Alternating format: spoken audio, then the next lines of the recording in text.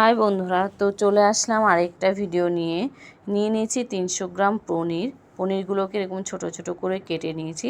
তারপরে একটা মিক্সিং জারে 10-12টা মতো আমন্ড বাদাম, 7-8টা কাজু বাদাম, 7-8টা কাঁচা লঙ্কা, 2 চামচ মতো নারকেল কোড়া, 1 চামচ পোস্ত আর 3 চামচ মতো সর্ষে দেব। আর একটু সামান্য নুন দিয়ে সেগুলোকে ভালো করে পেস্ট করে নেব। তারপরে নিয়েছি ধনে পাতা। দেখো ধনে পাতাগুলো, এই ধনে পাতাটা একটু অন্যরকম, এর গন্ধটা খুব সুন্দর, পনিরের টেস্টটাকে আরও দ্বিগুণ বাড়িয়ে দেয়। তোমাদের যদি থাকে তো তোমরা দিতে পারো, না হলে ওই ধনে পাতাও দিতে পারো।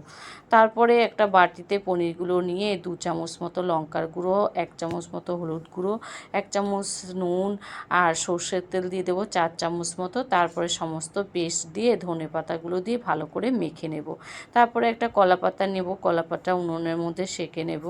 সেঁকে নিয়ে সেই সমস্ত পনিরগুলো তার মধ্যে দিয়ে দেব। আমি ভালো করে ফোল্ড করতে পারি না, সেই জন্য মাকে বললাম একটু ফোল্ড করে দিতে, তো মা দিয়েছে। দেখো কালকে মার হাতটা কেটে গেছে, তোমরা দেখতে পাচ্ছ হাতটা ব্যান্ডেজ করা। তো একটা লোহার কড়াই নেব, লোহার কড়াইয়ের মধ্যে এক টুকরো কলা পাতা দিয়ে দেব, দিয়ে তারপরে সেই পনিরটা দিয়ে দেব, দিয়ে ঢাকা দিয়ে রাখবো 15 মিনিটের মতো। 15 মিনিট মিডিয়াম আঁচে ঢাকা দিয়ে তারপর মাঝে দিয়ে দুবার উল্টে দেব। এটা হতে বেশি সময় লাগে না, দুর্দান্ত স্বাদের হয়, খেতে খুব ভালো লাগে। তোমরা একবার এরকম বাড়িতে বানিয়ে দেখো, খুব ভালো লাগবে। আর ধনেপাতার গন্ধটা জাস্ট অসাধারণ।